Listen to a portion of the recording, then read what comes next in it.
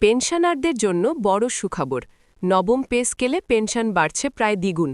ভাতা ও ইনক্রিমেন্টে আসছে বড় পরিবর্তন। আসসালামু আলাইকুম প্রিয় চাকরিজীবী মহোদয়গণ, নবম পে স্কেলের আপডেট যদি সবার আগে পেতে চান তাহলে আমাদের এই চ্যানেলটি সাবস্ক্রাইব করে ভিডিওতে লাইক করে দেন। নবম পে স্কেলের আওতায় পেনশনারদের জন্য যে বড় সুখবরটি এসেছে সেটি শুধু একটি আর্থিক ঘোষণা নয়, এটি লাখ লাখ অবসরপ্রাপ্ত মানুষের জীবনে নতুন স্বস্তি, নতুন আশার আলো। দীর্ঘদিন ধরে যারা সীমিত পেনশন নিয়ে সংসার চালাতে গিয়ে হিমশিম খাচ্ছিলেন, তাদের জন্য এই পরিবর্তন কার্যত জীবনমান বদলে দেওয়ার মতো প্রভাব ফেলবে। নবম পে স্কেলে পেনশন কাঠামো নতুন করে সাজানো হয়েছে। মূল লক্ষ্য ছিল বর্তমান বাজার দর, দ্রব্যমূল্যের ঊর্ধ্বগতি এবং অবসরপ্রাপ্তদের বাস্তব জীবনযাত্রার ব্যয়ের সঙ্গে পেনশনের সামঞ্জস্য আনা। এতদিন পেনশন যে হারে বাড়ত তা বর্তমান অর্থনৈতিক বাস্তবতায় পর্যাপ্ত ছিল না। সেই ঘাটতি পূরণ করতেই এই বড় সংস্কার। সবচেয়ে আলোচিত বিষয় হল পেনশন প্রায় দ্বিগুণ হওয়ার সম্ভাবনা। অর্থাৎ যারা এতদিন যে পরিমাণ পেনশন পেতেন, নতুন কাঠামো কার্যকর হলে তাদের মাসিক প্রাপ্তি উল্লেখযোগ্যভাবে বেড়ে যাবে। এটি কোনো এককালীন ভাতা নয়, বরং নিয়মিত মাসিক আয়ের স্থায়ী বৃদ্ধি। ফলে পেনশনাররা ভবিষ্যৎ নিয়ে আগের চেয়ে অনেক বেশি নিশ্চিন্ত থাকতে পারবেন। নতুন পে স্কেলে পেনশন নির্ধারণের ক্ষেত্রে মূল বেসিকের ভূমিকা আরও জোরালো করা হয়েছে। কর্মজীবনের শেষ বেতনের সঙ্গে পেনশনের সম্পর্ক আগের তুলনায় আরও স্বচ্ছ ও যৌক্তিক করা হয়েছে। এতে করে দীর্ঘদিন চাকরি করা এবং উচ্চ গ্রেডে অবসর নেওয়া ব্যক্তিরা ন্যায্যভাবে বেশি পেনশন পাবেন, আবার নিম্ন গ্রেডের কর্মচারীরাও আগের তুলনায় উল্লেখযোগ্য সুবিধা পাবেন। পেনশন বৃদ্ধির পাশাপাশি ভাতার ক্ষেত্রেও এসেছে বড় পরিবর্তন। বাড়ি ভাড়া ভাতা, চিকিৎসা ভাতা এবং অন্যান্য আনুষাঙ্গিক সুবিধাগুলো পুনর্বিন্যাস করা হয়েছে। বিশেষ করে চিকিৎসা ভাতা বৃদ্ধির বিষয়টি পেনশনারদের জন্য অত্যন্ত গুরুত্বপূর্ণ। বয়স বাড়ার সঙ্গে সঙ্গে চিকিৎসা ব্যয় যে হারে বাড়ে তা মাথায় রেখেই এই সিদ্ধান্ত নেওয়া হয়েছে। নতুন কাঠামো অনুযায়ী চিকিৎসা ভাতা শুধু বাড়ানোই হয়নি, বরং তার নিয়মিত সমন্বয়ের ব্যবস্থাও রাখা হয়েছে।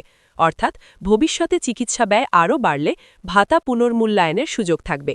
এতে করে পেনশনারদের আর বারবার আলাদা দাবি জানাতে হবে না। ইনক্রিমেন্ট ব্যবস্থাতেও এসেছে যুগান্তকারী পরিবর্তন। এতদিন পেনশনে ইনক্রিমেন্ট বা বার্ষিক বৃদ্ধি ছিল খুবই সীমিত, অনেক ক্ষেত্রে তার নামমাত্র। নবম পে স্কেলে পেনশন ইনক্রিমেন্টকে আরও কার্যকর ও অর্থবহ করা হয়েছে।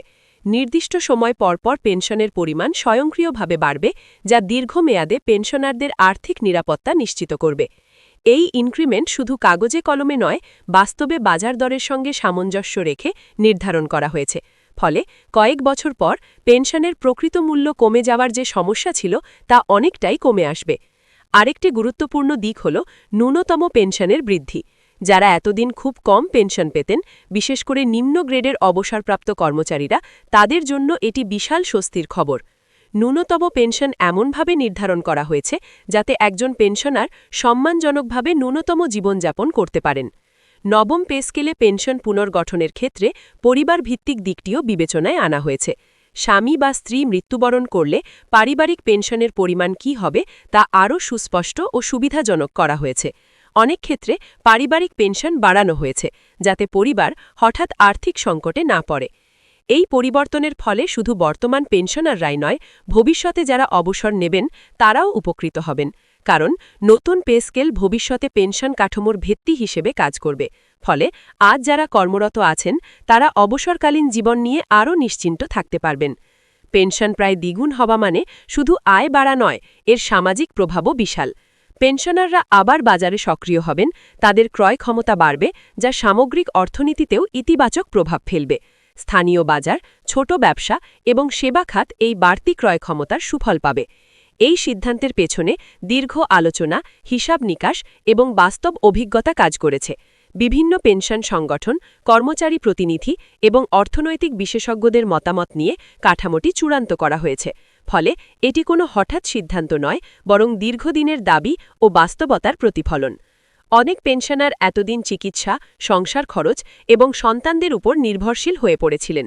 নতুন পেনশন কাঠামো তাদের সেই নির্ভরশীলতা অনেকটাই কমাবে। আত্মসম্মান বজায় রেখে জীবনযাপন করার সুযোগ তৈরি হবে।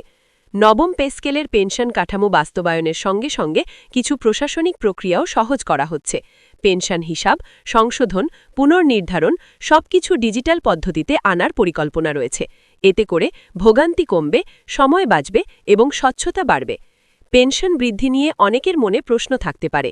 এটি কবে থেকে কার্যকর হবে, কিভাবে হিসাব হবে, পুরনো পেনশনাররা কিভাবে নতুন হারে পাবেন, এসব বিষয় ধাপে ধাপে পরিষ্কার করা হবে এবং সংশ্লিষ্ট দফতর থেকে বিস্তারিত নির্দেশনা দেওয়া হবে। সবচেয়ে গুরুত্বপূর্ণ বিষয় হল এই সিদ্ধান্ত পেনশনারদের মর্যাদা ফিরিয়ে দেওয়ার একটি বড় পদক্ষেপ।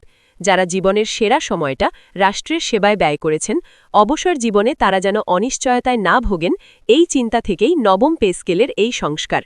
এই পরিবর্তন বাস্তবায়িত হলে পেনশনারদের দৈনন্দিন জীবনযাত্রায় যে স্বস্তি আসবে তা শুধু সংখ্যায় মাপা যাবে না, এটি মানসিক শান্তি, সামাজিক সম্মান এবং ভবিষ্যৎ নিরাপত্তার প্রতীক।